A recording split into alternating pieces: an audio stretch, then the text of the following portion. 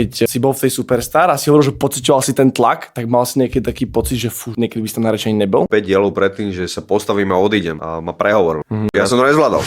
A takéto to si pamätáš? No lebo tam bučali za to, že som povedal, chápeš, ja som si vlastne hovoril, že kde som za to ocitol. Hej. Ale že prečo by si niekomu mamke prdol do ksitu dôvodov? Keď to píšeš, povedz mi tam bol Rím predtým. Áno, to, že si hovorím každý deň ma drží nad vodou, prdem tvojej mamke, áno. No, stavíš si situáciu, že dojem za tou mankou a prdneme do ofiny, kámo. Tak chodili ľudia, čo ti ukazoval 40 minút fakera takto do huby. Pod stage, hej? Takto úplne blízko. A ty si vystupoval ďalej a to ignoroval? Ja som ich začal novať, že facka. Alebo ale, že vypadne odtiaľto do piče. Nevadí nám, že nemáš money, sadni na zadok a pozeraj s nami. Dneska sú tu chalani so s nami. Moje meno je Oskar, proti mne sedí Svetozár. Chcel by som